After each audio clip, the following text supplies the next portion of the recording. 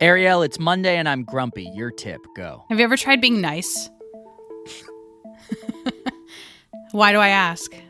Today's tip is about being nice. It's about being nice as a service, being nice as a tip. What do I mean by that? Thank you for asking.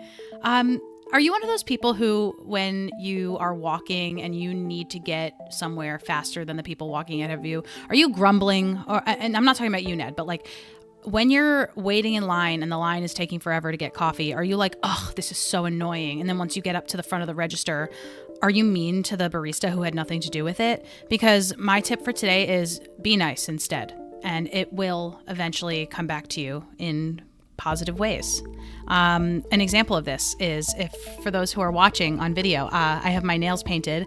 First of all, I get them done gel, and this gel has lasted me for 3.5 weeks because I was nice to the people who did my nails. They spent extra time on each of my nails, and you'll notice that there's a flower on one of my fingers, and I got it for free because I was nice. So, have you considered being nice today? That's the tip. Yeah, good tip. Be nice. Thanks. Be good people. Have you ever been nice, Ned? Yeah, I like to live my entire life in a vibe of happiness and niceness. I believe that. Yeah. I'm a big believer in what you put into the universe comes back to you, and there's no reason to make someone have a worse day. Yeah.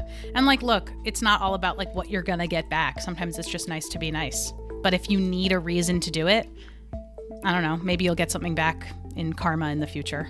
Heck yeah, that's a good Monday. Be nice, everybody. Consider it.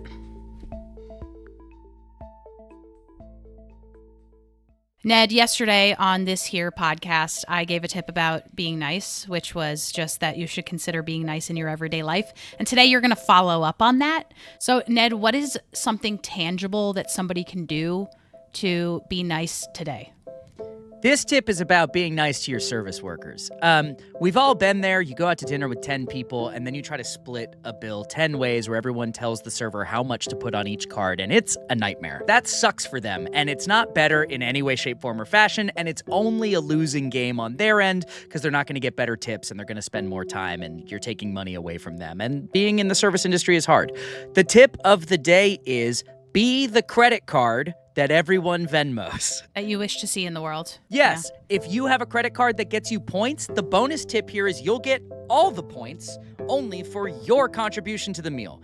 But give a single card, someone, and then everyone Venmos you, Cash Apps you, PayPals you, hands you cash, whatever it is. But sort the splitting of the bill out separate from the server. It is the nice thing to do, and your server will greatly appreciate you for having done it. That's the tip. So you're telling me that even if they say, yeah, I can split it, they're really like, please don't make me do this. 112%. They never want to do it. The only time that it's like not really a problem is when it's 2 cards split 50-50. Because that's quick and easy, and usually the point of sale can do it. But if it's more than 2 cards, or if it's like put $60 on this card and the rest on this card, all of that is annoying.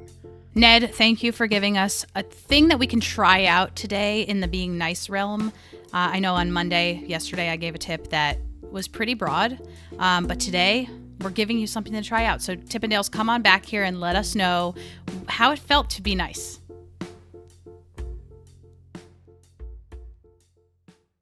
Ned, Noah, it's May 21st. The year is 2025, and we are here. It's Wednesday, which means it's guest tip day on daily tips that may or may not help you. We've got Noah Westreich here to give us that tip. Noah, what is the tip of the day? Our tip of the day is to name your dog, or any pet that you have for that matter, after a character from a musical. My dog name is Bobby, and he's named after the... Bobby from Company? Bobby from Company. You got it. Let's go! Good job, Ned! Let's go.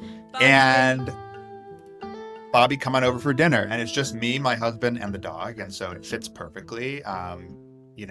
We basically can just sing to him all the time using the lyrics and the plot of the musical Company, which happens to be one of my favorite musicals. It's so deep and so evergreen when it comes to relationships and how to get close with people and how to put yourself out there. And whether Bobby is successful in that or not is left for the viewer to decide. And when it comes to my dog, Bobby, I'm not so sure that he's so independent or knows how to put himself out there, because he's a dog. When we come home after a long time out of the house, He's a puppy, so he still stays in his crate when we're out of the house. We come home, we walk up the stairs, and Noah and I, my husband's also named Noah, by the way.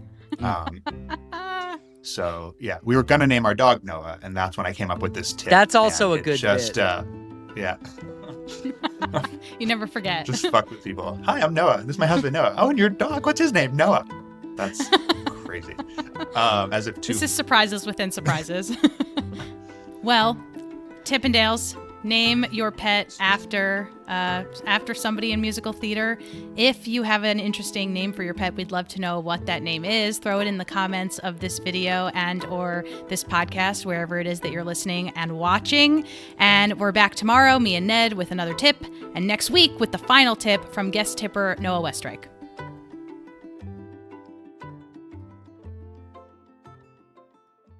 I feel very strongly about the tip you're about to give, but I don't actually know what the tip is or if we agree on the tip you're about to give. So all I'm going to preface this with is I feel strongly about this. We're either going to fight at the end of this or be in incredible alignment.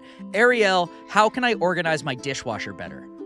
There is no reason to argue with what I'm about to say. This has saved me. When you are organizing your dishwasher, as in putting dirty things into the dishwasher, I always have the most trouble unloading the utensils, historically. Not anymore. Not once I discovered this tip from Tippendale Eddie. Thank you, Eddie, for the tip. This tip is that you're going to put your forks in one slot, you're going to put your spoons in another, and you're going to put your knives in the next one.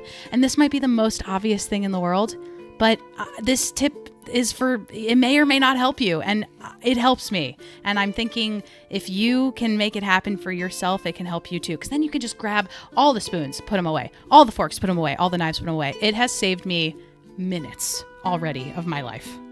Ned, can you argue? No, this is a good tip. Well done, Yeah. Tippendale. Thank you. Eddie. Do you do this? I do this, and the dishwasher in my home actually has that flat rack on top, so I've stopped having a little place to put things in. But when I am using a dishwasher that has such a thing, yes, I absolutely It's organize great. it by type of utensil.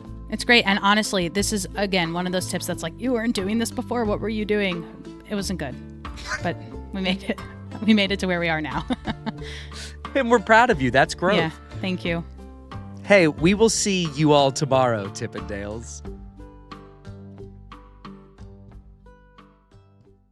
Ned, this is daily tips that may or may not help you. And sometimes our tips teach you about how to be more efficient in the morning. Sometimes our tips teach you, how to eat something really nutritious and delicious. And today, our tip is about gaming.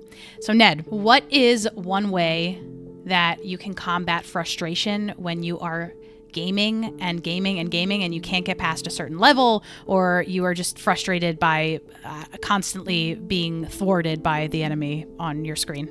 Can you tell that I don't know anything about games? That was crazy. That's a great question, Ariel, and I love how hard you tried there. Today's tip is about roguelike gaming. For those of you who don't know what roguelike gaming is, it is a game where every time you lose or die in the game, you reset back to the beginning, and then you play the game again, and you try to be better at it next time. I am playing a game right now called Blueprints. If you haven't played Blueprints, it is awesome. Highly recommend it. If you have Xbox Game Pass, it's free right now. Go get it. It's a blast. And I've been playing it with my wife, and we started getting stuck consistently because of the way the puzzle played out. We would just get trapped by the game. Nothing we did right or wrong. It was just luck. And it happened a bunch of times in a row, and we started getting frustrated with the game. And every time we restarted, we were coming into the puzzle frustrated. And then I read this article on GameSpot by Moises Tavares, who said, treating Blueprints like a daily crossword has cracked it wide open.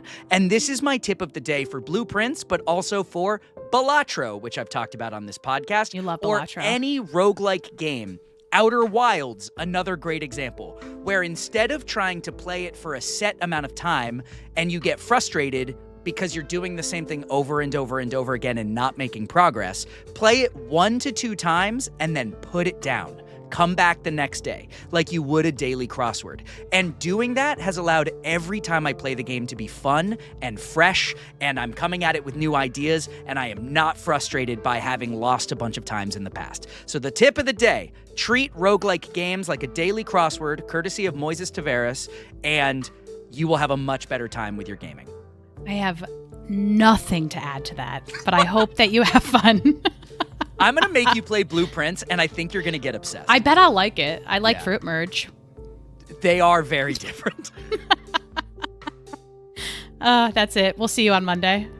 I like Fruit Merge is the funniest thing you could say.